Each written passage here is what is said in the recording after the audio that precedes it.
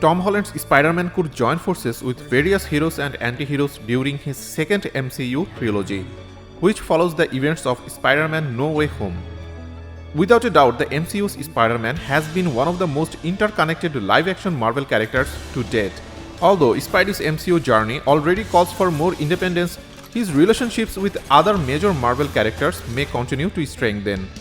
The news that Spider-Man No Way Home won't be Tom Holland's final installment as Peter Parker opens a world of possibilities for future Spider-Man stories.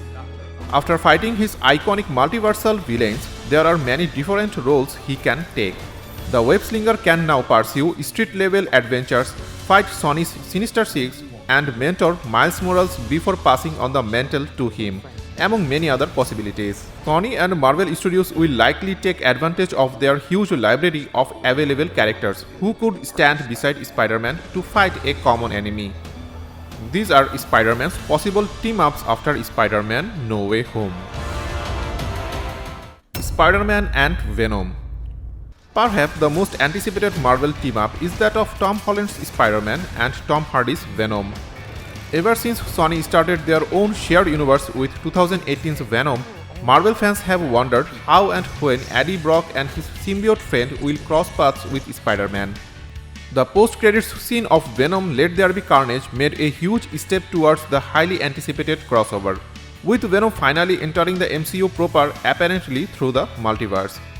Whether Venom stays to search for Peter Parker or Peter departs to Venom's universe, their battle is expected to be of epic proportions.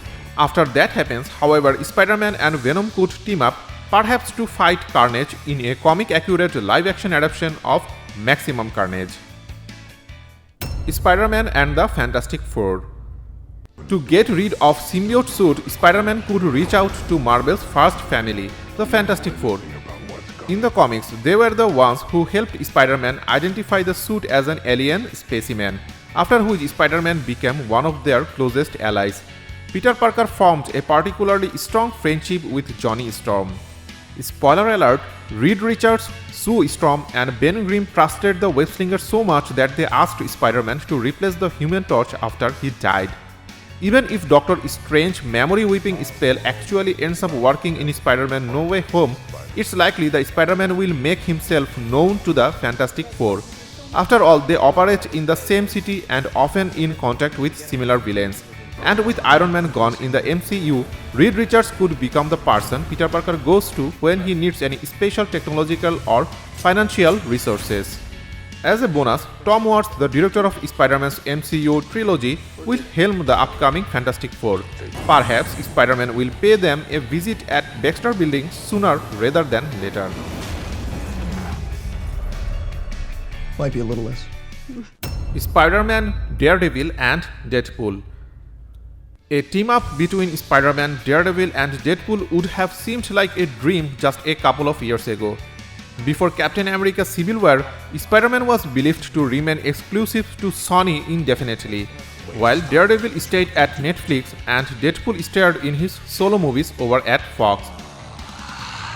I am very turned on right now. Now all three heroes belong to the MCU. Spider-Man will continue his story after Spider-Man No Way Home.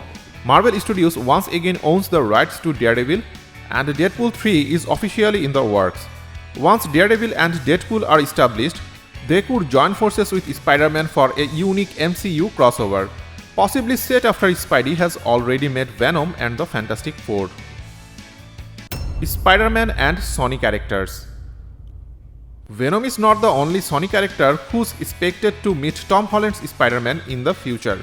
Morbius and Kraven will also star in their own movies, which could set up their eventual conflict with Peter Parker.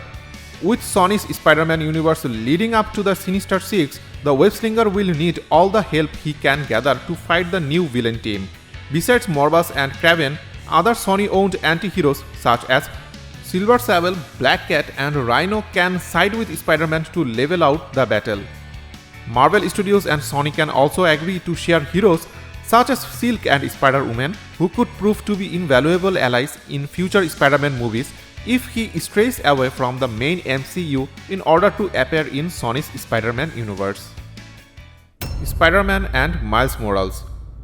Peter Parker's role as Miles Morales' mentor is the most popular possibility for the end of his MCU possession, but not before one adventure together. Both in Spider-Man Into the Spider-Verse, in Marvel Comics, and in the upcoming Spider-Man 2 video game, Peter Parker has influenced Miles Morales' life considerably. Peter has taught him several lessons in heroism and responsibility, and the two Spider-Men have helped each other know themselves a little bit better. By the time Spider-Man's second MCU trilogy ends, Peter Parker will certainly be ready to be the same role model for Miles that Tony Stark was for him, creating a perfect bookend to his story. The MCU already teased the existence of Miles Morales through Donald Glover's Aaron Davis, who is also set up to become Peter and Miles' common enemy, the Prowler. Since Spider-Man No Way Home is considered a definite conclusion to an important stage of Peter Parker's journey, a co-starring role with Miles Morales could signify the victorious end of his superhero career.